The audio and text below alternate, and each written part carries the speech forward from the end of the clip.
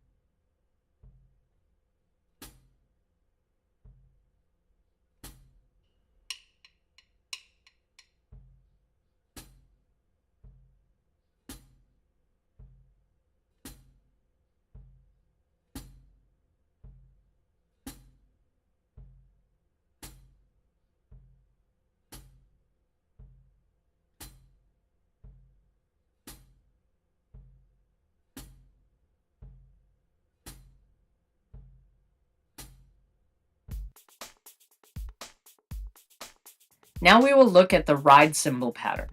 It is actually a 12/8 pattern, but for ease of reading and writing, in everyday practice is written as quarter and 8th notes. Usually in written jazz and swing music, the arranger will specify if the composition is to be straight or swung. If they indicate that it is to be swung, it is assumed that the musicians understand that even though the part may look like it's straight eighths, It's actually to be interpreted as a triplet feel.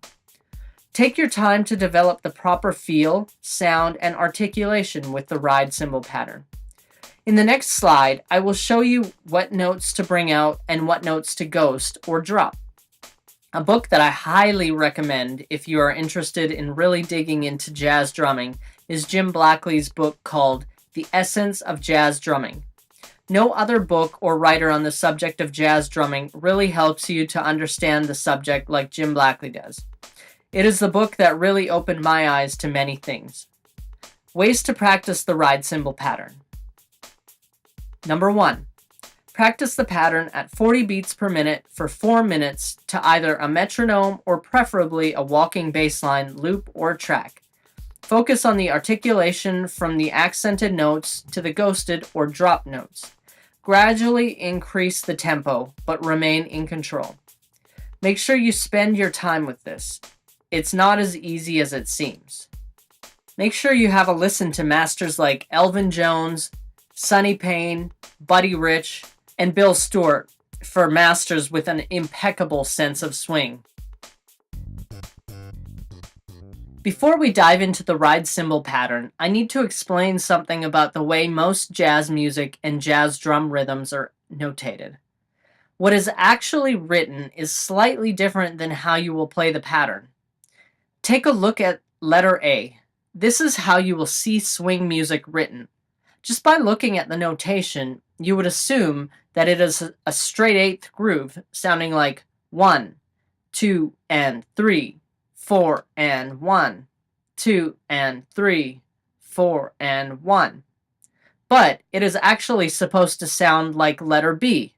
1, 2, 3, 4, 1, 2, 3, 4, 1. It is supposed to have a 12/8 triplet style feel, or in other words, you should swing the eighth notes. Most modern charts will indicate in writing at the top of the chart if you should swing the eighth notes. They will have an indication much like I have under the letter A.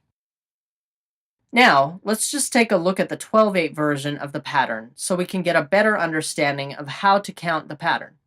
In a standard 12/8 time signature, there are 3 notes per beat. So if you were counting something in 12/8, you'd count 1, 2, 3, 4, 5, 6, 7, 8, 9, 10, 11, 12. But since the standard jazz notation is written in 4/4, we will still keep this feel, but we will count the pattern like this: 1 triplet, 2 triplet, 3 triplet, 4 triplet. So, once again, here is the standard jazz swing pattern that you will see when you're reading music. Now that you understand the notation, let's get into the performance aspect of the pattern. So as you can see, there are lines over top of beats 1, 2, 3, and 4, and there are dots over the other notes. These represent how you should articulate or make the pattern sound. The lines represent bigger, fuller notes, and the dots represent a softer, almost ghosted note, where the tip of the stick is almost dropped on the cymbal at the moment that the hand begins to pull up for the next bigger stroke. This will become more clear when you see the video. Also, have a look at the vocalization that is written under the pattern. When I practice the pattern, this is what I say out loud because it helps to focus on how it should sound. This is how it sounds. Ding, ding, ding, ding, ding, ding, ding, ding, ding. So I'd like you to say this out loud while you're practicing. Now let's put this all together and have a look at the video example.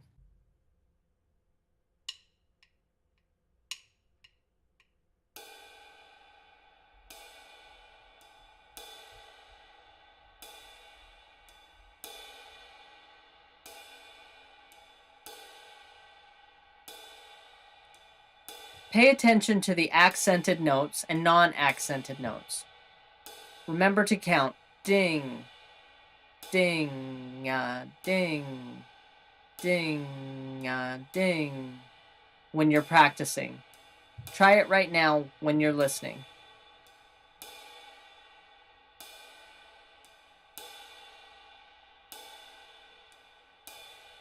In the next video, I want you to pay close attention to the drop notes, or the unaccented note.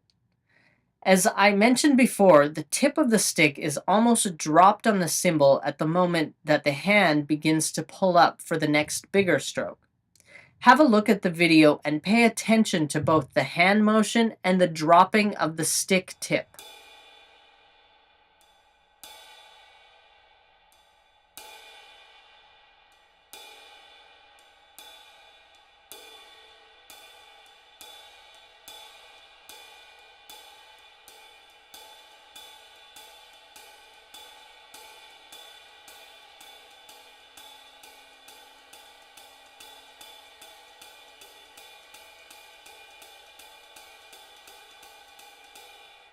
This next video is an example of how not to play the jazz cymbal pattern. I wanted to include it so you could hear how big of a difference there is in terms of feel and groove. Without proper accentuation, the pattern sounds very square and does not have the swing feel. The swing feel comes from the subtlety of the ghosted notes. Remember, do not play your jazz cymbal pattern like this video example.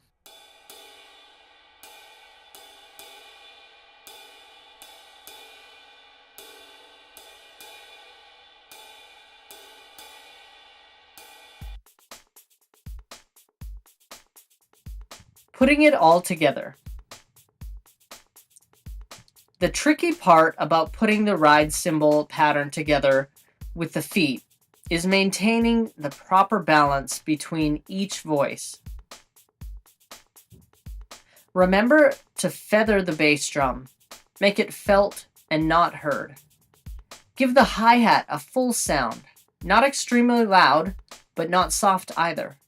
The most important voice of this pattern is the ride cymbal part, so make sure that you play it with the proper articulation. Ways to practice the pattern. Number 1. Play the pattern at 40 beats per minute for 4 minutes. Feather the bass drum and make the hi-hat part nice and crisp. Gradually increase the tempo from 50 beats per minute to as fast as you can play it cleanly. Also, do not forget to play with jazz or swing tunes or jazz loops. This is really going to help you. So incorporate this all into your daily practice routine for about a month. This will really help you to grasp the ride cymbal rhythm and the proper balance between your hands and feet. Make sure to find any jazz recording you can and play the pattern along with the song. Have fun with it and begin to start exploring the world of jazz drumming. It's very deep, it's very rich, there's a lot to learn. So have fun exploring and make sure you do a lot of listening. That's definitely going to be your main source of learning and inspiration. So take a look at the entire pattern. On the top line is your ride cymbal pattern. Don't forget to properly accentuate the notes. The bass drum pattern at the bottom is played on every beat. Don't forget to feather the drum. And finally, the hi-hat is played on beats 2 and 4. Make sure they are nice and crisp sounding. If at first it's difficult to put all 3 voices together, start with 1 or 2 voices at a time. I would recommend starting with the bass drum and hi-hat part for a few bars, and then when you're ready, try adding the ride cymbal part. Here's a video example of the entire jazz or swing pattern.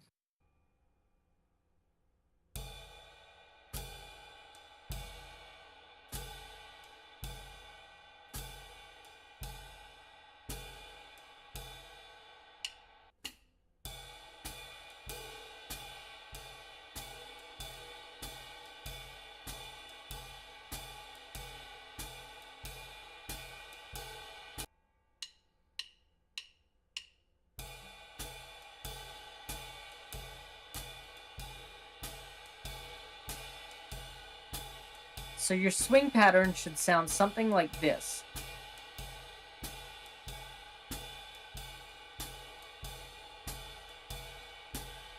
Here's an example of what your swing pattern should not sound like, because everything is being accented.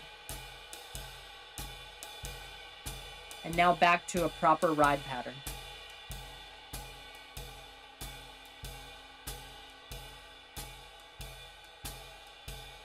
Listen to the ghosted or drop note. Now listen to the difference with everything being accented. Now I'm going to add a snare drum backbeat, and you'll see how the ride cymbal either helps or hinders the swing. Here everything is being accented, which you should not do. And now here is the combination of accented and unaccented notes, which really helps the pattern swing.